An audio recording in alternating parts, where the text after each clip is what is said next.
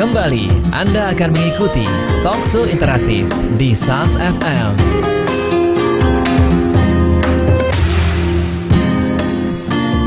Assalamualaikum warahmatullahi wabarakatuh. Langsung sahabat dari lantai dasar Masjid Nasional Al-Akbar Surabaya. Inilah 107,5 SAS FM dan live video streaming kami di sasfmsurabaya.net, bermanfaat, menghibur dan syar'i.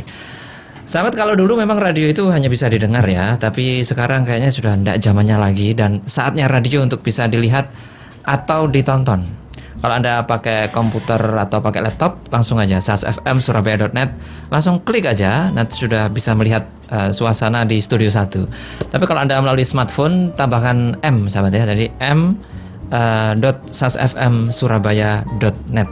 Maka Anda secara langsung bisa menikmati ya, bisa menonton kita di Studio 1. Jadi Anda pilih di sana video streaming ya, sangat ringan sekali dan Anda bisa melihat dimanapun Anda berada. Jadi kalau Anda mengeluhkan begitu ya, SAS FM ini kok nggak bisa ya di sini, nggak bisa ya terpantau di tengah kota misalnya. Nah langsung aja di smartphone Anda itu udah bisa melihat plus bisa mendengarkan kita. Baik sahabat, saya Alik A3, di Gatekeeper ada Arin Rosalina. Kita ada di program SAS HRD. Kita akan mengangkat tema untuk edisi kali ini ya. Tapi kita juga membuka peluang bagi Anda yang ingin konsultasi masalah pekerjaan. Nah, kita ingin masalah-masalah Anda di tempat kerja itu jadi selesai dan Anda bekerjanya jadi lebih enjoy lagi. Tema kita sahabat untuk kali ini yaitu proaktif dan reaktif. Nah, apakah itu? Nanti akan kita bahas ya bersama dua narasumber. Yang pertama Mbak Nadifa dan juga Mbak Diah ya. Beliau berdua dari SHCMCC, Strategic Human Capital Management Consulting Center, dari Dr. Andes J. Tansil and Associate. Langsung saya sapa beliau berdua. Assalamualaikum. Waalaikumsalam. Iya, kompak ya. Kita akan berbagi ilmunya. Ya, beliau berdua ini sahabat untuk kita semuanya. Baik, bagi Anda yang ingin bertanya, konsultasi masalah pekerjaan boleh di sini, atau Anda tanya terkait tema bahasan kita juga boleh ya. Telepon kita di 8297299, SMS dan juga WA kita di 0812 3006 345. Ya. Proaktif dan reaktif. Nah, kita perlu definisinya dulu nih ya. Apa sih sebenarnya proaktif itu, reaktif itu juga apa? Oke. Kita ke proaktif dulu deh. Oke ya. Proaktif sebenarnya ini sebuah tindakan perilaku yang sangat banyak dilakukan oleh karyawan, oleh kita di dalam kehidupan sehari-hari. Jadi ketika kita menghadapi sebuah tanggung jawab, apa yang harus kita lakukan, kemudian ketika kita menghadapi situasi yang mungkin kita bingung dalam mengambil keputusan, bentuk perilaku inisiatif apa yang bisa kita lakukan. Nah, itu salah satu contoh bentuk perilaku proaktif. Sedangkan sebaliknya, jadi reaktif ini adalah perilaku yang sifatnya bertolak belakang dengan proaktif. Jadi ketika kita diberi tanggung jawab, kita lebih menyalahkan keadaan, kita lebih tidak mau menerima tanggung jawab tersebut dengan mungkin mencari alasan, oh saya nggak bisa nih, saya nggak mampu gitu. Waktunya nggak ada nih. Nah, bisa seperti itu. Padahal kan atasan itu memberikan sebuah tugas itu pasti memiliki pertimbangan gitu kan. Oh, kenapa saya mempercaya sebuah tugas kepada Anda? Berarti saya percaya bahwa Anda bisa menyelesaikannya gitu. Jadi proaktif dan reaktif adalah dua bentuk perilaku yang saling bertolak belakang, di mana dari sisi proaktif adalah lebih pada umumnya yang kita kenal ini merupakan sebuah bentuk inisiatif gitu. Ketika kita diberi tugas, kita langsung istilah Jawanya ancang-ancang. Oh, saya harus melakukan apa? Oh, nanti setelah ini saya melakukan apa? Nanti ketika saya melakukan ini dampaknya apa? Nah, itu adalah bentuk, salah satu contoh bentuk proaktif. Sedangkan reaktif sebaliknya. Ketika kita tanggung jawab, bingung sendiri. Kemudian ketika mengambil sikap tanpa pikir panjang, kita melakukan sikap tanpa dasar yang jelas gitu. Jadi itu secara umum adalah salah satu bentuk proaktif dan reaktif, definisinya seperti itu. Oke, gitu. Ya. Jadi proaktif ini lebih sikap-sikapnya positif ya berarti. Iya. Sedangkan reaktif ini kebalikannya gitu. Benar. Jadi lebih kepada negatif. Nah, ini sahabat di rumah ini bisa meraba-raba diri sendiri ya. Saya termasuk yang mana ya? Saya yang proaktif atau yang reaktif ya? Nah, ini mungkin perlu sedikit penjelasan lagi ya. Kalau kita lihat ciri-ciri begitu ya. Ciri-ciri dari proaktif ini orangnya kayak apa sih? Apakah itu bisa dilihat dari penampilannya saja sudah kelihatan, ataukah kita harus melihat dari perilakunya dia gitu? Kalau misalnya ciri-ciri itu nggak bisa hanya cuma kita dilihat dari physically aja. Bisa sih, sebenarnya sih bisa dilihat physically. Kayak misalnya orang itu ciri-cirinya dengan orang yang proaktif adalah dia selalu yang bertanggung jawab. Yang pertama, dia bertanggung jawab atas apapun pekerjaan yang diberikan atasannya, atau memang job desk-nya dia harus seperti apa dan dia harus tanggung jawab terhadap apa yang dia pegang itu. Kemudian dia fokus pada upaya pada lingkarannya dia gitu. Lingkaran itu maksudnya adalah lingkungan sekitarnya. Jadi dia harus berkembang, setidaknya ciri-cirinya adalah orang yang dia berkembang untuk mengembangkan diri sendiri dan lingkungan sekitarnya gitu. Terus yang ketiga adalah berusaha bekerja dari dalam keluar diri. Maksudnya adalah kita bekerja tapi bukan bekerja untuk diri kita sendiri gitu. Ciri-ciri orang proaktif seperti itu. Jadi kita bekerja untuk orang lain juga kayak gitu. Terus itu sih 3 hal itu ciri-cirinya. Jadi yang terakhir tadi itu berarti dia ini tidak egois gitu ya? Iya, benar. Tidak hanya mikirin diri sendiri tapi juga peduli pada orang lain juga gitu. Apakah bisa dilihat bahwa orang yang proaktif itu suka membantu? Misalnya temennya kerepotan nih, kita lagi agak sedikit longgar begitu ya. Saya bantu atau ya? Apakah sering seperti itu? Terlihat selalu minta selalu ingin membantu gitu loh. Apakah salah satu ciri dari proaktif, orang proaktif? Salah satu ciri orang proaktif mungkin ya memang dia suka membantu, tapi pasti dia kan punya standar-standarnya sendiri lah, prinsip-prinsipnya. Jadi orang proaktif tuh pasti punya nilai-nilai tersendiri yang dia pegang gitu. Jadi jadi dia punya prinsip kalau dia bisa bantu akan dia bantu. Tapi pasti ada beberapa orang pasti proaktif itu yang akan punya prinsip, aku akan membantu sebatas ini dan sejauh ini nanti akan kamu kerjakan sendiri kayak gitu. Gitu. Jadi nggak yang harus dikerjain semua. Langsung take over gitu enggak ya. Tapi membantu ada batasnya gitu. Iya. Oke. Mau menambahkan? Oke. Baik. Jadi reaktif. Kalau yang reaktif ini, reaktif ini orangnya kayak gimana? Apakah kalau kebalikannya? Apakah artinya dia ini cuek atau kayak apa? Kalau yang reaktif? Oke, nah tadi kan proaktif sudah disebutkan ciri-cirinya lebih positif, sedangkan reaktif itu sebaliknya.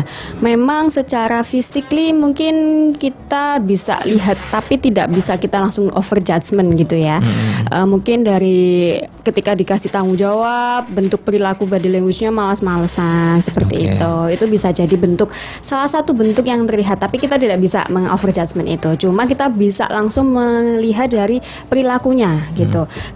Mereka lebih sifatnya itu merespon sesuai mood gitu. Kalau saya happy, saya akan meresponnya happy. Kalau saya lagi bete, saya responnya lagi bete. Apalagi cewek-cewek PMS nih, wah itu tuh bahaya tuh kan.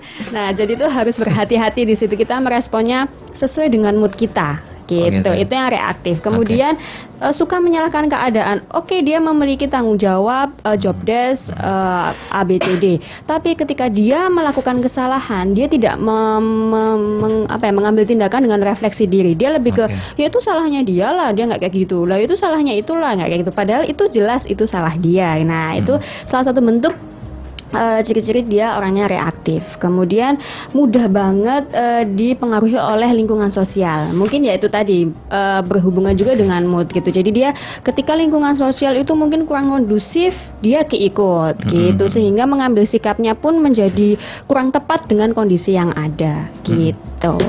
Tapi kalau kita lihat antara proaktif dan reaktif ini sama-sama aktif kan sebenarnya. Cuma responnya mungkin ya. Iya benar.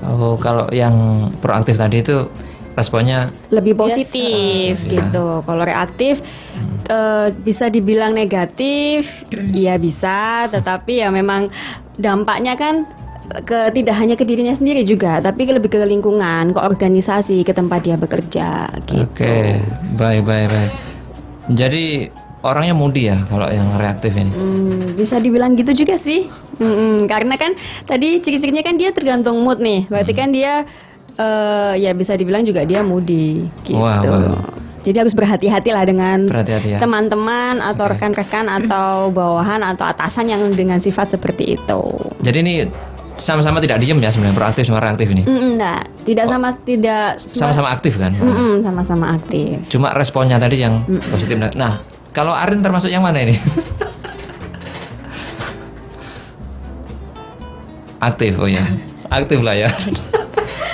Nah, apakah salah satu contohnya ini yang mana ya? Misalnya nih dia dalam pekerja itu menunggu perintah. Itu termasuk proaktif atau reaktif? Kalau itu termasuk reaktif gitu Reaktif kan. ya? Karena kan kalau orang yang proaktif itu pasti dia akan punya inisiatif. Dia kan yang menjemput bola dulu. Oke. Selesai Kayak pekerjaan dia, bos pekerjaan apa lagi nih? Atau begitu proaktif itu? Bukan seperti ya Gimana? bisa dibilang gitu ya, kalau dia mungkin semangatnya menggebu-gebu kali ya. Iya. Jadi begitu ya. Tapi kalau reaktif itu nggak, pekerjaan kelar ya sudah selesai, bos sudah selesai. Manikur gitu ya, santai gitu, game gitu ya. Apa kayak gitu reaktif? Ya bisa dibilang kayak gitu juga Kayak ya, gitu ya? reaktif ya. Terus dia orangnya kalau reaktif itu kan dia nggak ada inisiatifnya, kemudian Oke. tunggu perintah, kemudian Iya. yang hanya mengerjakan hal-hal yang biasa dia lakukan. Jadi runtutan aktivitasnya dia lakukan berulang kali gitu loh, tapi tidak melakukan perubahan atau pembaruan kayak gitu. Iya. Kalau dilihat di mungkin mbak-mbak ini sudah melihat di beberapa perusahaan begitu ya. Sebenarnya yang paling banyak itu yang mana nih? Proaktif. 50-50 sih Mas Oh, iya? ya. Iya, nggak semua kan mungkin tidak semuanya sempurna gitu. Jadi pasti ada yang teman kita yang reaktif, ada atasan kita juga yang reaktif, atau sebaliknya ada teman kita, rekan kerja kita yang proaktif, ada rekan kerja kita yang reaktif, itu juga ada pasti. Sebenarnya normal ya itu kalau ada yang Normal aja, tergantung Tapi bagaimana. kan kalau sebagai teman juga agak-agak sebel begitu. Ya.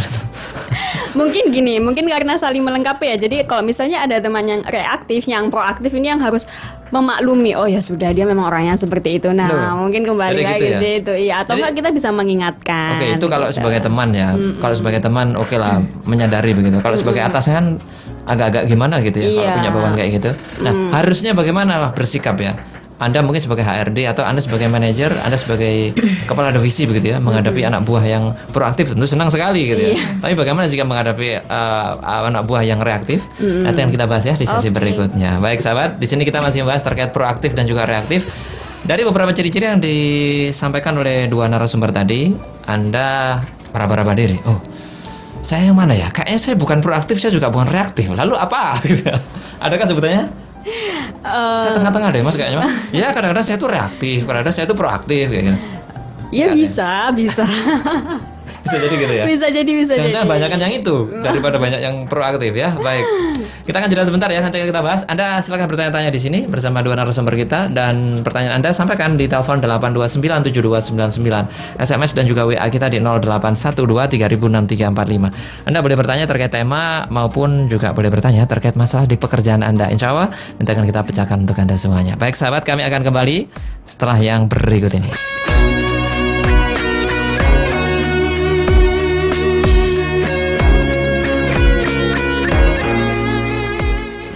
Sas FM memberikan hits musik Islami terkini. Dan hingga tiba suatu masa kan datang cahaya damai hidayah ilahi. Benarnya sadari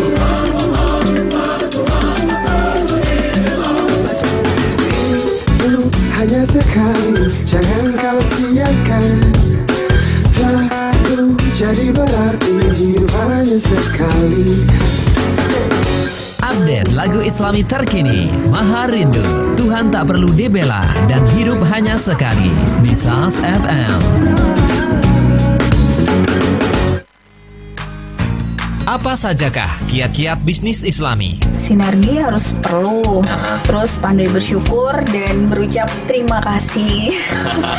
Jadi istilahnya harta ilmu keahlian yang kita miliki itu semua hanya titipan, dan itu pasti akan kita pertanggungjawabkan nanti di akhirat. Surat Al-Insyirah, Faiza Faragta Fansab, maka apabila kamu bekerja, bekerjalah dengan sungguh-sungguh. Jadi itu yang memang saya lakukan. Wa ila rabbika farghab. Setelah itu ya saya berserah diri. Apapun nantinya hasilnya, saya tawakal aja. Allah sudah memberikan janji, barang siapa yang bertakwa maka akan diberikan kepadanya pintu keluar, dan barang siapa yang bertakwa maka akan diberikan rezeki dari jalan yang gak disangka-sangka. Talk show interaktif Bisnis Islami setiap Sabtu jam 8 pagi di Sas FM. Bermanfaat, menghibur, syar'i. Dahulu, radio hanya bisa didengar. Tapi kini, Radio Sas FM bisa Anda lihat melalui live streaming video kami di www.sasfmsurabaya.net. Anda bisa melihat siaran kami. Lihat dan dengar Sas FM kapanpun, dimanapun. 107,5 Sas FM, bermanfaat, menghibur, syar'i. Baik, sampai kita ke informasi lalu lintas terlebih dahulu ya, bersama Arin di Gatekeeper. Arin. Iya, sahabat, ini informasi lalu lintas untuk Anda ya. Kali ini kita awali terlebih dahulu di Ayani, Jenderal Ayani. Seperti biasa ya, untuk pagi ini atau menit ini lalu lintasnya rame, sahabat. 2 arah terpantau rame dengan rata-rata kecepatan 26 km per jam. Kemudian di kawasan Raya Jemur Andayani ini beberapa titik masih terpantau lancar ya. Namun ada macet total ini, sahabat ya. Kami baru update 12 menit yang lalu. Kemudian di kawasan Kendang Sari Industri, lalu lintasnya padat untuk menit ini, kecepatan rata-rata 12 km per jam. Kemudian untuk kawasan, nah ini yang di depan Ahmad Yani ya, di frontage barat, ini depan Polda, ini lalu lintasnya padat. Kemudian Raya Jemur Sari mengarah ke Raya Prapen lancar, Margorejo Indah juga lancar, dan di Flyover Mayangkara lalu lintas rame, sahabat. Panjang Jiwo mengarah ke Kedung Baruk Raya juga lancar, Jagir Wonokromo lancar, Ngagel Jaya Selatan juga lancar, Raya Nginden mengarah ke Manyar ini juga lancar. Sementara untuk kawasan Raya Darmo ini lalu lintasnya rame 2 arah, sahabat. Aditya Warman lalu lintas padat, Raya Ngagel ini beberapa titik terpantau lalu lintasnya padat. Kemudian di kawasan Pucang Anom Timur ini juga lalu lintasnya padat, Raya Gubeng, kemudian yang mengarah ke Kusuma Bangsa ini lancar. Sementara Kusuma Bangsa sendiri beberapa titik terpantau lalu lintasnya padat, kecepatan rata-rata hanya 11 km per jam.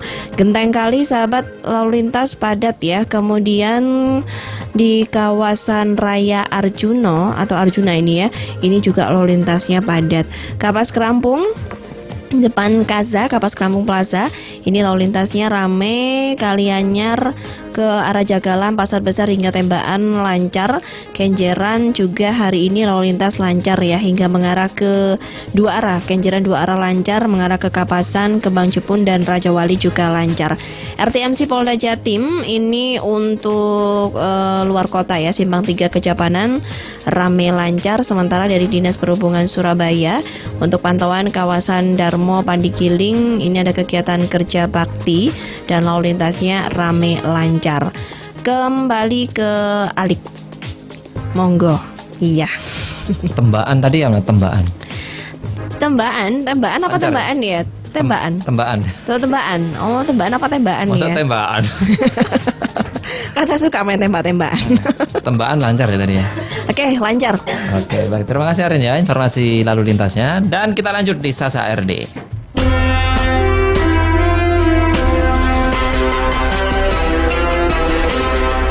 Kita kembali sama di program Proaktif dan Reaktif. Kita masih bersama Mbak Nadifa dan juga Mbak Diah. Beliau dari SHCMCC ya, bahasa Indonesia CHCMCC ya, bahasa Inggrisnya Strategic Human Capital Management Consulting Center. Dari Dr. Andes Citansil and Associates. Silakan ya bagi Anda yang ingin bertanya, bergabung bersama kami sahabat. Bertanya terkait tema boleh, terkait masalah di pekerjaan juga boleh, sampaikan di sini ya. Teleponnya 8297299, SMS dan juga WA di 0812306345. Sebelum kita menjawab dari bagaimana ya cara kita untuk menghadapi dari karyawan atau mungkin sebagai HRD atau mungkin sebagai atasan ini yang mendengarkan di rumah ya, sebelum menjawab itu Oke, sebelum menjawab itu tadi dikatakan bahwa salah satu sikap orang proaktif ini adalah mampu menghadapi masalah dan bisa menyelesaikan masalah itu secara sendiri ya. Ini luar biasa nih orang ini. Berarti daya pikirnya cenderung cerdas ya. Bukan judgement kita bahwa ketika ada orang yang tidak bisa menyelesaikan dengan caranya sendiri tidak cerdas, tidak. Cuma mungkin ketika dia berusaha untuk bersikap proaktif, dia akan berusaha mencoba. Entah nanti permasalahannya itu terselesaikan apa enggak, dia cenderung bertanggung jawab dengan hal itu gitu. Oke, memang saya melakukan, ya saya memang masih awal, jadi saya akan menerima konsekuensi itu. Nah, itu lebih ke situnya sih. Jadi dia akan dia akan berusaha dengan sebaik mungkin gitu. Upaya, benar. Upoyo. Kita angkat telepon dulu. Assalamualaikum. Waalaikumsalam Mas Ali. Ya, Bu Rini, selamat pagi. Krian bagaimana, Bu? Keadaannya cerah atau mendung, Bu? Cerah tapi radionya gereng. Oh, gereng ya, Bu ya. Oh, jangan-jangan itu radionya ya, Bu ya? Radionya atau sasnya ya, Bu ya? Yo, enggak. Kemarin sore terang, Mas. Terang ya.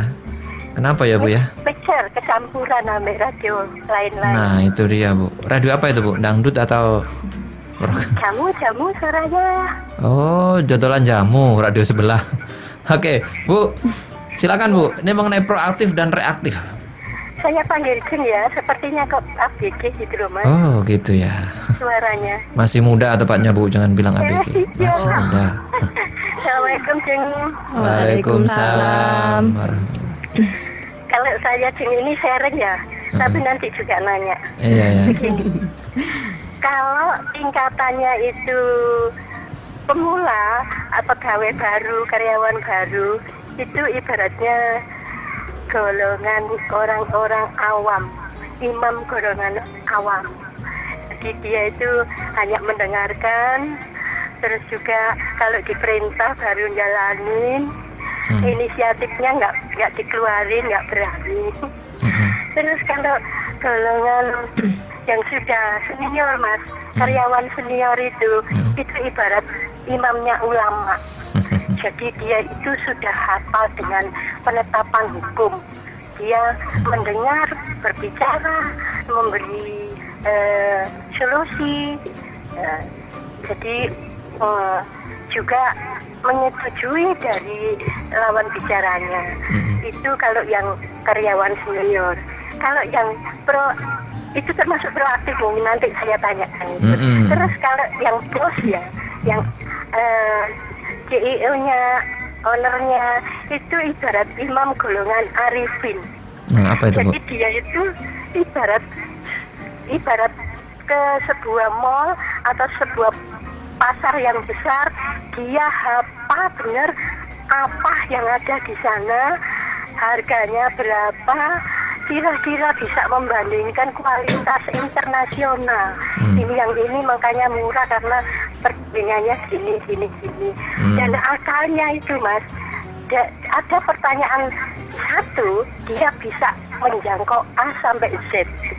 Jadi daya jangkau akalnya itu luar biasa. Sekalian nanti pasti yang ditanyakan gini, pasti nanti maunya itu begini, solusinya jadi banyak sekali. Itu ibaratnya. Iya, kalau bos kan memang harusnya gitu ya, Bu ya.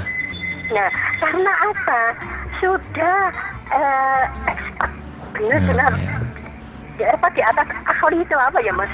Iya, expert. Seperti ini, Mas, orang yang ahli hikmah itu sebagian ulama bilang tangan Allah berada pada lisan para ahli hikmah. Mereka tidak mengatakan sesuatu pun kecuali kebenaran-kebenaran yang dipersiapkan oleh Allah bagi mereka. Jadi seolah-olah orang yang ini tadi, bos tadi, tapi yang benar-benar loh ya, yang jangan yang cuma ngandalin modal. Jadi termasuk imam golongan orang arifin. Jadi benar-benar seperti Allah, tahu segalanya. Seperti ya, Bu ya. Dia cuma lerek tok, Mas. Kalau Mas bisa jadi gitu, nanti sama karyawannya lirik aja udah tahu. Udah tahu, karyawannya bagaimana udah tahu ya. Tinggal, oke, baik Bu Rini, pertanyaannya. Pertanyaannya. Aku golongan apa tuh, Bray? Assalamualaikum warahmatullahi wabarakatuh. Waalaikumsalam warahmatullahi wabarakatuh. Untuk Bu Rini ya. Baik. Bu Rini tadi sempat menyinggung juga, tapi agak susah sih kalau mendeteksi Bu Rini ini golongan yang mana ya. Kayaknya sih golongan proaktif Bu Rini ini karena rajin telepon kan. Benar. Bu, langsung saya jawab ya, Bu ya. Proaktif Bu Rini. Karena aktif sekali dengan kita. Baik, tadi dikatakan Bu Rini nih ya, mungkin juga masuk dalam pembahasan kita antara karyawan baru dan karyawan lama, karyawan baru dan senior. Kalau karyawan baru tadi ada kecenderungan mereka itu agak reaktif karena mungkin masih ya dunianya baru, teman-temannya juga masih baru. Benarkah begitu? Ya. Oke. Silakan. Ya, silakan. Jadi begini, kalau misalnya yang junior itu kan biasanya kenapa memang banyak yang junior itu inisiatifnya kurang dan sebagainya. Itu karena mereka kan masuk ke dalam lingkungan yang baru dan dia tuh sebenarnya masih kayak yang namanya observasi apa yang harus dia lakukan dan sebagainya. Sebenarnya seharusnya junior itu mungkin setiap manusia beda-beda kan, pasti beda-beda gitu. Jadi mereka itu ada yang observasinya cepat, ada yang observasinya lama, kayak gitu. Baik. Jadi begitu ya. Jadi bukan berarti kalau karyawan baru itu selalu reaktif terus, enggak gitu. Enggak, ya benar gitu. Jadi dia tidak selalu junior itu yang namanya reaktif. Itu tergantung dari seniornya, tergantung dari juga sama atasannya. Bagaimana senior dan atasan itu membimbing para junior ini gitu. Jadi kan yang namanya kayak memberikan coaching, konseling gitu-gitu. Kalau selama senior dan atasan ini memberikan coaching dan konselingnya yang bagus gitu, mungkin kan akan menjadikan orang yang lebih proaktif. Kayak gitu. Jadi kan kalau yang junior kan masih kayak meraba-raba. Ini perusahaan ini perusahaan apa ya? Ini saya harus apa? Kayak gitu kan masih meraba-raba. Jadi kenapa banyak yang mengira kalau orang-orang yang junior itu akan selalu reaktif gitu. Padahal sebenarnya mereka tuh bisa jadi proaktif ketika dia dibantu atau didorong oleh seniornya, atasannya kayak gitu. Baik. Jadi begitu ya. Jadi karyawan baru tidak selamanya mungkin pertama dia masih reaktif gitu ya. Berikutnya ketika dirangsang atau distimulasi stimulus sama orang sekitarnya gitu ya, maka dia akan berubah jadi proaktif. Dijamin tuh. Gini, menurut saya sih benar apa yang dikatakan Bu Dia. Bisa jadi dia bisa diarahkan oleh atasannya, oleh seniornya. Cuma kembali lagi itu semua tergantung dari pribadi masing-masing. Mungkin selama dia kuliah sebelum kita bekerja, itu kan dia sudah terbiasa mengikuti organisasi, sehingga dia harus tahu timing kapan saya harus proaktif, timing kapan saya harus berobservasi, tidak bereaktif ya, berobservasi, timingnya kapan. Nah, itu bisa kita latih mulai dari mereka berorganisasi di sebuah kuliah. Jadi ibu-ibu mungkin yang ini mendengarkan gitu kan, nah kadang-kadang itu kan udahlah kuliah aja nanti habis itu pulang gitu. Nah sebenarnya tidak masalah di situ, tetapi ada manfaatnya juga kok ketika kita mengikuti organisasi. Itu melatih skill-skill pribadi kita sebelum kita benar-benar terjun di dalam sebuah pekerjaan. Karena itu dampaknya ketika kita sudah masuk, kemudian kita sudah tahu timingnya kapan kita bersikap proaktif, itu akan lebih mudah kita beradaptasi dengan lingkungan sekitar, akan lebih mudah kita untuk menjalankan pekerjaan kita, dan satu lagi secara karir kita juga akan lebih cepat gitu. Yang benar. Bisa jadi arahnya seperti itu. Jadi artinya apakah begini? Ketika misalnya di kuliah itu dia nggak pernah ikut BEM, dia nggak pernah ikut acara event-event, dia nggak pernah ikut organisasi. Apakah itu artinya ketika dia di perusahaan nanti dia jadi reaktif?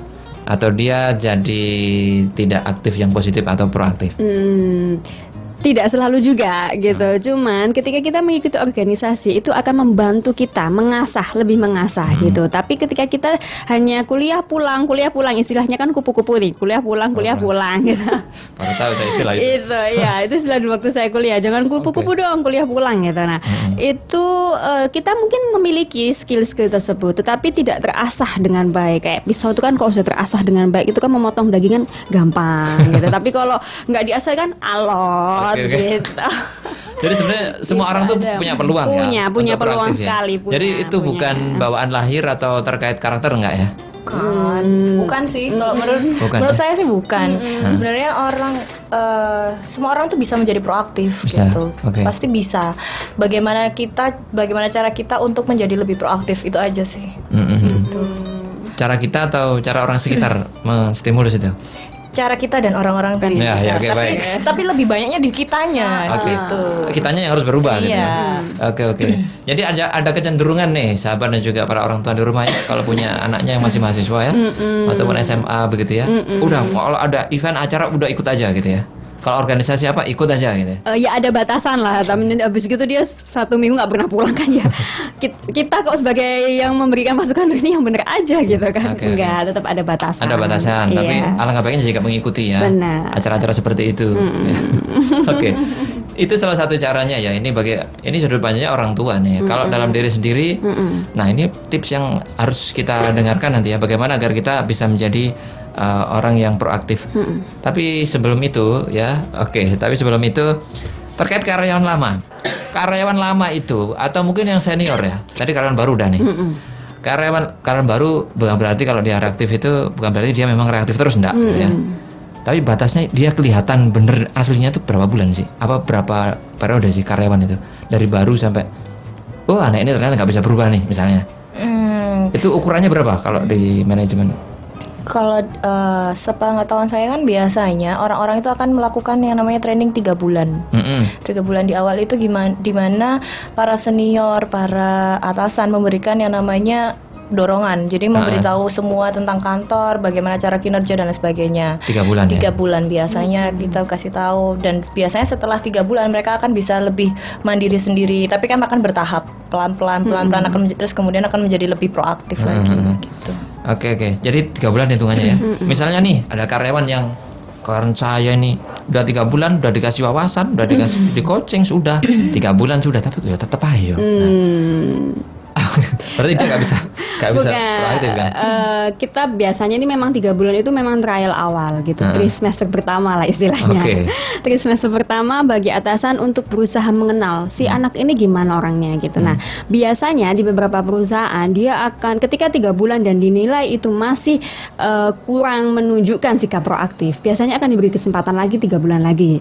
Nah sudah sampai 6 bulan mungkin sudah benar-benar ini kok kayaknya nggak bisa. Nah itu biasanya atasan sudah harus mengambil sikap di situ. Apakah benar-benar mau menggunakan dia sebagai bawahannya atau mungkin di cut off gitu. Tapi itu tergantung perusahaan gitu. Masing-masing kan budaya, value-nya yang diemban dalam menjalankan pekerjaan itu berbeda-beda gitu. Tapi biasanya rata-rata itu 3 bulan trial, dinilai, dilihat.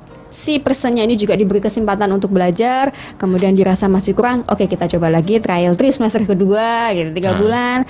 Oke masih bisa dianggap masih batas wajar, ya sudah gitu. Mungkin berarti seperti yang dikatakan Budi ya, berarti dia proses observasi, proses learningnya dia agak lama gitu. Terus perlu diketahui juga oleh para atasannya dan juga apakah orang senior itu cenderung dia memang otomatis dia proaktif, betulkah itu? Karena sudah pengalaman, dia sudah bertahun-tahun, saya 20 tahun di sini gitu. Belum tentu juga. Belum tentu juga. Yang jalan-jalan pensiun kayak gitu-gitu lah. Itu biasanya tuh proaktif tambah reaktif ya. Belum tentu sih. Kadang-kadang ada atasan kita yang juga sifatnya itu reaktif, itu juga ada. Tapi kan kita kan sebagai mungkin di situ masih berapa tahun di kantor kita, mungkin tidak terlalu mengenal sehingga kenapa kok dia bisa diangkat menjadi atasan. Kita kan juga terkadang kurang concern lah terhadap seperti itu. Tetapi ketika kita sudah bekerja kan sudah melepaskan hal-hal yang sifatnya itu gosip lah atau apalah gitu kan, kita harus profesional kan di situ. Jadi apapun rekan kita, apapun atasan kita itu pasti yang terbaik buat kita gitu. Oke. Itu ya untuk para karyawan yang punya atasan. Sabar gitu aja. Ya, alangkah baiknya jika atasnya enak gitu ya. Amin. Baik. Kita akan jeda sebentar ya. Nanti akan kita lanjutkan kembali. Dan sahabat silakan bagi Anda yang ingin bergabung, teleponnya 8297299, SMS dan juga WA 0812 3000 6345. Sahabat, kami akan kembali setelah yang berikut ini.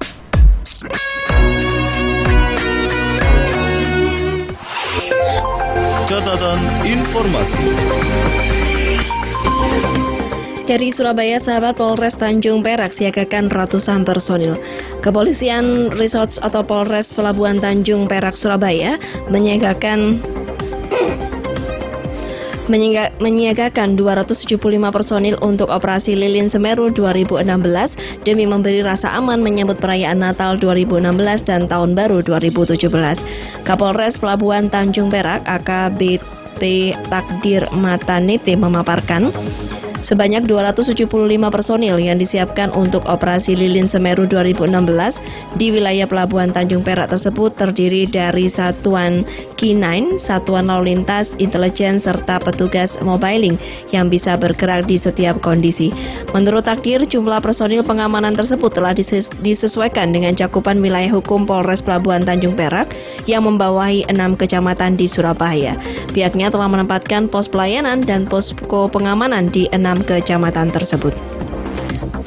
Dari Pamekasan, sahabat, istri Bupati Pamekasan setuju poligami dilegalkan. Istri Bupati Pamekasan Ahmad Syafi'i, yakni Ani Syafi'i, mengaku setuju dengan usulan sebagai anggota DPRD setempat yang melegalkan poligami melalui peraturan daerah atau perda. Hanya saja, sahabat, perlu adanya syarat-syarat tertentu yang harus ditunaikan dan tidak melupakan eksistensi dari poligami. Kalaupun harus dilegalkan melalui perda, Ani berharap keberadaan aturan itu nantinya lebih ditekankan pada upaya perlindungan pada kaum perempuan dan bukan hanya semata keinginan sepihak laki-laki. Mantan aktivis Klub HMI Wati Pamekasan ini lebih lanjut menjelaskan, jika perda tentang poligami nantinya benar-benar hendak disusun, Ami meminta pembahasannya tidak dimonopoli oleh laki-laki saja, akan tetapi juga harus memperhatikan dan melibatkan kaum perempuan. Dari Jakarta, sahabat, BI mengatakan pencetakan uang baru sesuai dengan kebutuhan masyarakat. Bank Indonesia menyebutkan pencetakan 11 pecahan uang rupiah baru tahun emisi 2016 sesuai dengan kebutuhan uang tunai dan layak edar di masyarakat. Peredarannya juga menggantikan jumlah uang tunai yang ditarik.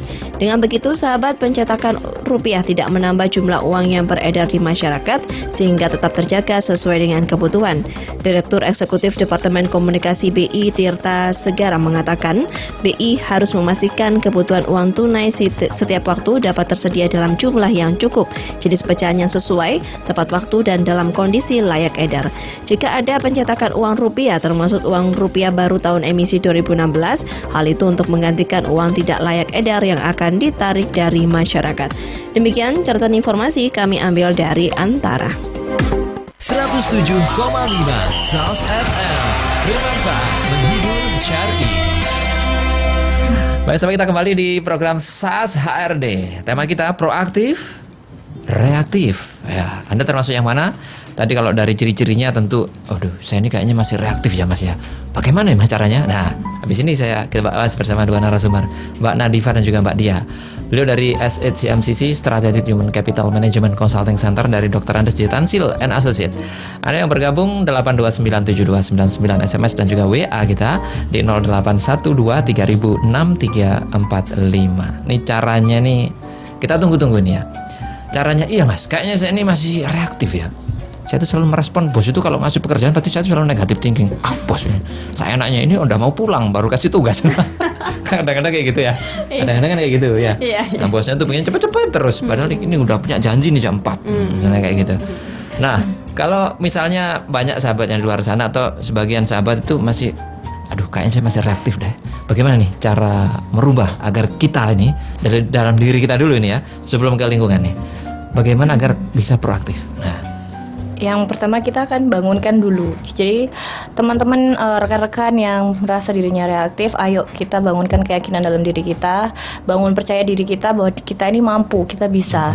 Jangan hanya menyalahkan orang lain, tapi kita harus berusaha untuk menjadi diri kita sendiri dan bisa untuk membantu orang-orang di sekitar kita gitu. Terus yang kedua itu adalah stop kegiatan yang untuk menunda pekerjaan gitu. Misal, aduh capek, nanti aja deh. Aduh, males aku, nanti aja deh. Males, lapar nih. Nah, kayak gitu tuh, yuk dihentikan. Kita harus berubah menjadi orang yang lebih baik. Kita apa yang ada pekerjaan sekarang dikerjakan. Kan lebih enak tuh kalau misalnya kerjaan kita selesai, pulang jadi lebih cepat, lebih on time. Nggak perlu yang namanya lembur-lembur dan lain sebagainya. Terus yang ketiga, jangan ragu untuk mengeluarkan ide-ide kita. Ayo kita inisiatif, keluarkan apapun ide Anda, kasih apapun ide untuk di kantor, lingkungan, maupun di masyarakat dan lain sebagainya. Jadi diri Anda lebih proaktif. Terus kemudian aktif berpartisipasi gitu. Aktif misalnya apa itu berpartisipasi itu? Aktif berpartisipasi misalnya kalau di kantor nih ada kegiatan apa gitu, kita jangan hanya cuma diem aja apain ya gitu, tapi kita misalnya setiap tahun pasti kegiatan di kantor kan pasti selalu sama gitu kan, setiap tahunnya kan sama gitu kan, tapi gimana caranya kita itu yang orang-orang baru atau siapapun ini kita aktif untuk berpartisipasi, mungkin membuat suatu pembaruan, bikin kegiatan baru dan sebagainya kayak gitu. Terus kemudian pandai membaca situasi gitu. Contohnya kayak apa itu Mbak? Kalau membaca situasi. Pandai membaca situasi. Maksudnya situasi apa itu? Jadi kita pintar-pintar melihat timingnya seperti apa. Kita pintar membaca peluangnya seperti apa. Oke. Kita tahu bahwa kondisinya ini atasan saya ini butuh pekerjaan yang sifatnya lebih cepat. Karena gini, udah ya tolong kerjakan ya. Ini saya mau rapat ini tapi habis gini saya mau meetingkan permasalahan ini nih. Nah gitu. Berarti kita tahu, oke rapat sekitar 1 jam gitu, syukur-syukur 2 jam gitu kan, kita masih ada waktu. Gitu kan, jadi langsung berarti dia ini butuh cepat. Ya sudah, kita lakukan itu. Jadi peka terhadap situasi yang ada, sehingga ketika kita mengasah kepekaan kita itu kita bisa pintar-pintar membaca peluang. Apalagi kita yang di jasa consulting seperti ini, ketika kita pintar-pintar membaca peluang, kita mengenal permasalahan yang sedang terjadi di dalam ekonomi, bisnis dan apapun yang ada gitu kan, itu akan membangun kepekaan kita sehingga kita bisa pintar dalam mendapatkan klien kayak gitu. Jadi itu kan positifnya di situ, nggak hanya di consulting, di perusahaan biasa aja itu juga masih bisa gitu. Membaca ya. Membaca. Bagian terlihat maupun enggak ya. Maksudnya itu membaca secara langsung maupun membaca lingkungan. Benar. Oke ya begitu. Terkait ide-ide tadi. Jadi kalau emang punya ide sampaikan gitu ya. Kalau misalnya di meeting, ini apa nih acara Agustusan, tahun baru apa nih acaranya? Dia harus proaktif gitu ya. Iya. Terkadang ada di beberapa perusahaan itu malah memberlakukan setiap karyawan itu memiliki improvement. Dan ketika dia memiliki improvement, dia agak ada nilai gitu. Jadi kan untuk di beberapa perusahaan istilahnya itu ada penilaian indikator pekerjaan gitu. Nah, salah satunya itu ada indikator yang bernama improvement dan itu diwajibkan untuk seluruh karyawan. Oke, nanti ketika dia memiliki improvement yang sifatnya itu sering berkala, itu kan pasti nilainya lebih bagus gitu. Nah, dampak dari nilainya lebih bagus ini kan lebih baik lagi nih ke gajinya gitu. Itu yang juga ke sana ya. Oke. Tadi ada reaktif ke proaktif ya, transmigrasi lah ya istilahnya gitu ya, dari reaktif ke proaktif. Nah ini penting. Tadi disampaikan juga cirinya, yaitu gampang terpengaruh. Reaktif itu kan gampang terpengaruh. Nah mengatasi kita yang gampang terpengaruh ini bagaimana agar kita tetap kokoh pada pendirian? Enggak lah, enggak bener itu gitu. Caranya gimana? Iya, itu memang harus kita tidak bisa langsung lahir brojol langsung bisa seperti itu. Enggak, kita pasti belajar. Kita belajar ketika kita mudah terpengaruh oleh orang lain, dampaknya apa ke kita gitu. Ketika kita mudah terpengaruh oleh orang lain, oleh situasi dan lingkungan, efeknya untuk diri kita, untuk lingkungan, untuk organisasi dengan sikap-sikap kita itu seperti apa gitu. Jadi tidak bisa kita langsung 1 kali 2 kali langsung diasah, jadi tidak bisa, semua by proses. Yang terpenting adalah kita mau refleksi diri dulu gitu, bahwa dengan kita bersikap seperti ini itu tidak baik gitu. Mungkin juga dari diri kita, orang lain, atasan.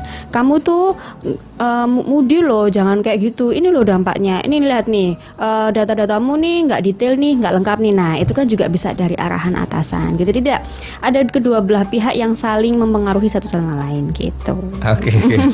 Kita kan jeda sebentar ya. Oke. Itu dia sahabat, dan kita masih di program SAS HRD dan kita masih membahas nih terkait proaktif dan reaktif. Tadi cara-caranya ya, berubah dari reaktif ke proaktif. Baik, kita akan jeda. Bagi Anda yang bergabung masih ada 1 sesi lagi di telepon kita 8297299, SMS dan juga WA di 0812306345. Sahabat, kami akan kembali setelah yang satu ini.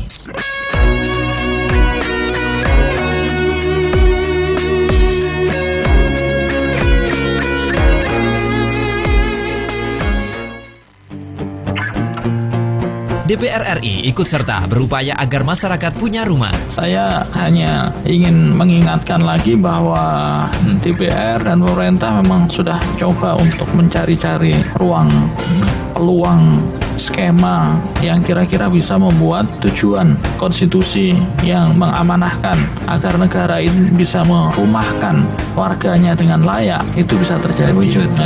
Walaupun memang ini kerja-kerja keras ini tidak bisa dinikmati dalam 1 atau 2 tahun, tetapi yang penting saya selalu mengeksplorasi peluang-peluang yang ada yang itu bisa dimanfaatkan oleh pemerintah daerah atau oleh asosiasi-asosiasi yang ada di daerah seperti kemarin Rei Jawa Timur begitu ya. Sosio Kota bersama Bapak Sigit Susiantomo dari Komisi 5 DPR RI setiap Sabtu jam 10 pagi di SAS FM. Bermanfaat, menghibur, syar'i. Sahabat, setiap kita pasti mengalami sakit dan pengobatan yang tepat bagi seorang muslim atau muslimah adalah dengan pendekatan Nabi. Nah, sahabat, di Masjid Nasional Al-Akbar Surabaya ada Tibun Nabawi atau pengobatan ala Nabi yang melayani hijamah atau bekam. Hadir setiap Senin sampai dengan Jumat, sahabat, pukul 9 pagi hingga pukul 4 sore. Hari Sabtu pukul 9 pagi hingga pukul 12 siang. Ada juga, sahabat, bekam syar'i ahwat, wanita dengan terapis juga ahwat atau wanita. Selain bekam, ada ruqyah syariah bersama Ustadz Bambang Junaidi. Hadir setiap Sabtu dan juga Ahad pukul 9 pagi hingga pukul 3 sore. Obat-obatan herbal juga tersedia, sahabat, yaitu madu, habatus sauda, minyak zaitun, dan lain sebagainya yang telah terdaftar di Dinas Kesehatan. Info lebih lanjut, sahabat, tentang Tibun Nabawi di Masjid Al-Akbar Surabaya di 828 9755 atau 56. Atau Anda boleh langsung datang ke lantai dasar Masjid Nasional Al-Akbar Surabaya. 107,5 SAS FM. Bermanfaat, menghibur, syar'i. Sahabat, sebelum kita lanjutkan dan kita jawab pertanyaan dari pendengar yang gabung di SAS HRD, kita ke gatekeeper dulu. Ada Arin yang tetap sehat selalu ya, tidak batuk. Silakan Arin. Iya, sahabat, momen awal tahun ini merupakan saat yang tepat bagi Anda khususnya untuk bisa berubah menjadi lebih baik. Nah, ini kesempatan bagi Anda ya untuk bisa mengikuti kajian indahnya sholat yang kami kembali hadirkan untuk Anda. Bisa Anda catat ya informasi yang satu ini, sahabat. Insya Allah kajian indahnya sholat ini akan kami hadirkan atau laksanakan pada hari Ahad 15 Januari 2017 jam 9 pagi hingga 4 sore di Studio 2 Radio SAS FM. Dengan pembicara Ustadz Sukaran Asyidik SAG. Beliau merupakan narasumber program indahnya sholat di Radio SAS FM. Pendaftaran sekaligus pembayaran mulai hari ini sampai 9 Januari hanya Rp100.000 per orang. 10 hingga 12 Januari biaya sebesar Rp120.000 per orang. Sementara bagi Anda yang melakukan pembayaran pada tanggal 13 hingga 15 Januari, biaya sebesar Rp150.000 per orang. Jadi sahabat, langsung saja ya segera catatkan nama Anda sebagai peserta, sekaligus juga melakukan pembayarannya untuk biaya akomodasi sebelum harganya naik. Caranya dengan kirim SMS, format nama lengkap spasi kajian indahnya sholat Januari, kirim ke 0812 3000 6345. Kajian indahnya sholat Januari, kirim ke 0812 3000 6345. Terima kasih Arin ya atas informasinya. Dan sahabat, kita lanjut ya di SAS HRD.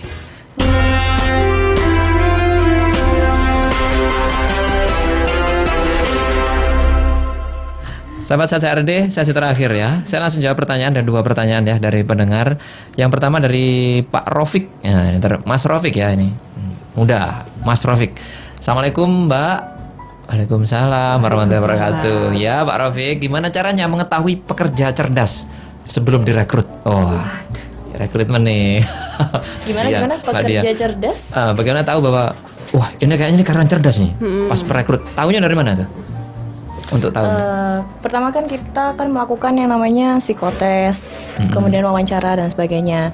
Jadi kita nggak hanya pakem akan satu tes saja gitu. Jadi kalau biasanya kita lihat dari psikotes, ya kita lihat IQ-nya seberapa, kemudian bagaimana kepribadiannya dia bisa orangnya punya motivasi bekerja atau tidak dan sebagainya.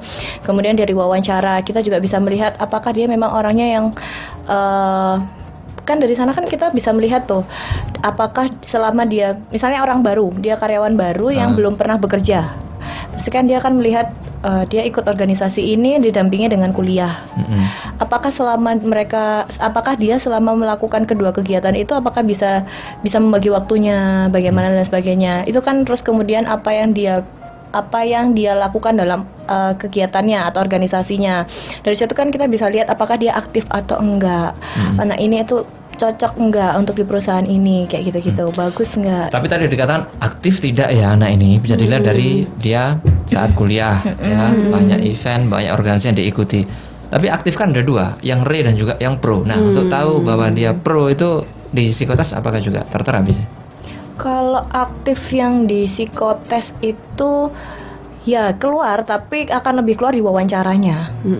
Gitu. Jadi kan misalnya IPK-nya gede tuh, IPK-nya gede, terus tapi dia ikut organisasi sana sini. Berarti kan dia aktif banget. Iya nggak? Berarti kan pemikirannya kayak gitu. Jadi kita kan yang lebih, kita yang jadi interviewer itu, si interviewnya kan akan berpikiran, wah, anak ini terus ikut organisasi ini, IPK-nya bagus, berarti kan dia memang orangnya yang proaktif. Terus tapi kita gali lagi, apakah dia di dalam organisasi itu cuma hanya diem aja, hanya cuma mencantumkan organisasi ya kayak gitu. Tapi kita akan menggali lagi, apakah di sana kamu sebagai apa di sana kayak gitu, apa kegiatanmu di sana, apa yang sudah kamu lakukan di sana. Dari situ kan kita bisa lihat, oh anak ini proaktif. Jadi jangan percaya pada CV aja ya. Anak ini sudah di mana-mana nih. Pasti aktif nih. Gitu. Belum tentu ya. Belum tentu. Dites tuh. Kamu ngapain pas ikut itu? Ya, saya sebagai pelengkap aja Pak. Saya bantu-bantu. Si pemantau mungkin. Tapi memang ada kan kayak gitu ya. Zaman-zaman kuliah itu kan memang ada ya. Ada. Aktif di mana-mana cuma dia diem. Diem aja, nyadet ya nyadet. Ada ya kayak gitu ya. Oke, jadi lewat wawancara begitu ya bisa dilakukan. Baik, pertanyaan berikutnya waktunya mepet. Dari Sally ya yang bergabung. Assalamualaikum Mas Ali. Ya, waalaikumsalam warahmatullahi wabarakatuh. Lu ini nggak disapa narasumbernya duluan. Waalaikumsalam. Saya Sally ya dari Surabaya. Bagaimana ya cara melatih pegawai baru untuk mudah mengerti pekerjaan yang akan mereka lakukan selain melakukan training 3 bulan, dan realitanya setelah dilakukan pelatihan di perusahaan masih banyak yang belum paham materi training yang selama ini diberikan. Lalu langkah apa yang harus kita lakukan? Itu saya menangkap ada 2 pertanyaan ya malahan. Pertama, materi training sudah dikasih kok nggak paham. Yang kedua, bagaimana kita benar-benar bisa tahu bahwa si karyawan ini memahami pekerjaannya gitu. Mungkin yang pertama yang bisa saya jawab terkait bagaimana dia memahami pekerjaannya. Di perusahaan pasti memiliki yang namanya, mungkin tidak asing ya kalau di perusahaan, job description. Job description, kemudian prosedur. Nah, itu harus kita berikan kepada karyawan baru. Kita harus benar-benar melatih dari awal gitu kan. Apalagi karyawan yang sifatnya ini bukan yang berpengalaman, yang benar-benar fresh graduate gitu kan. Walaupun dia aktif di organisasi kan suasananya akan berbeda dengan di perusahaan. Kita memberikan sebuah job description dan prosedur yang harus dia pelajari. Nah, supaya kita tahu ya kita pancing gitu dengan pekerjaan-pekerjaan yang harus berhubungan dengan job description-nya gitu, atasannya. Dengan pekerjaan ini kamu bisa nggak? Dengan memberikan pertanyaan-pertanyaan, apa yang kamu paham, apa yang nggak kamu paham ini dari job description. Gitu kan kita bisa tahu. Jadi jangan kembali lagi jangan menunggu bawahan menunjukkan proaktif. Kita sebagai atasannya juga harus proaktif gitu. Kita juga harus peka. Anak ini beneran bisa tahu nggak? Nah, kita harus uji dengan hal-hal yang simpel, bertanya, dikasih challenge gitu kan juga bisa gitu. Jadi jangan menyalahkan saja gitu. Jangan atasan ya, jangan menyalahkan anak buah aja nih. Tapi juga harus dia yang juga proaktif. Dia harus proaktif juga gitu. Waktunya kapan tuh biasanya? Kalau waktu-waktu untuk evaluasi atau barangkali untuk langsung menegur dia atau ngetes dia tadi itu sewaktu-waktu selagi bos sempat atau gimana? Bisa sewaktu-waktu, bisa jadi si atasan ini mentarget gitu. Dalam seminggu saya akan memberikan job description seminggu awal. Seminggu kedua, oke, kamu sudah paham kan job desk-nya? Aku akan beri pekerjaan di nomor yang 1, 2, 3 gitu kan misalnya. Nanti dalam aku beri kesempatan 2 minggu, 3 minggu kita lihat, kita evaluasi gimana. Ada kesulitan nggak nih kamu selama saya beri challenge nih gitu. Jadi ada komunikasi 2 arah gitu. Jadi date by date benar-benar dipantau begitu ya? Iya. Oleh si atasan ini. Iya, kalau dia berani merekrut bawahan, dia harus berani mengambil tanggung jawab dalam mengcoaching, mengkonseling dan mengevaluasi. Baik, tepat sekali, luar biasa. Oke, baik, waktunya sudah habis ya, udah lebih dikit ini. Oke, baik. Apa nih simpulan atau apa ya untuk atau nggak usah kesimpulan? Ya, Kesimpulan dulu. ya, oke. Kesimpulannya be proaktif. Gitu. Jadilah proaktif. Oke. Pikiran selalu positif gitu. Benar. Apapun yang terjadi kita positif aja. Betul. Oke. Terima kasih juga ini Mbak Dia dan juga Mbak Nadifah. Baik, sampai jumpa lagi dalam kesempatan. Assalamualaikum. Waalaikumsalam. Demikian sahabat perbincangan kami di program SAS HRD ya. Tadi kita bersama Mbak Nadifah dan juga Mbak Dia dari SHCNCC Strategic Human Capital Management Consulting Center dari Dr. Andes J. Tansil and Associate. Terima kasih bagi Anda semua telah bersama kami. Mudah-mudahan beberapa masalah-masalah di pekerjaan Anda bisa cepat selesai sahabatnya. Ingat, be positif, selalu berpikiran positif apapun yang terjadi pada diri Anda. Saya Alik Atiga, di Gatekeeper ada Arin Rosalina. Pamit sahabat. Assalamualaikum warahmatullahi wabarakatuh.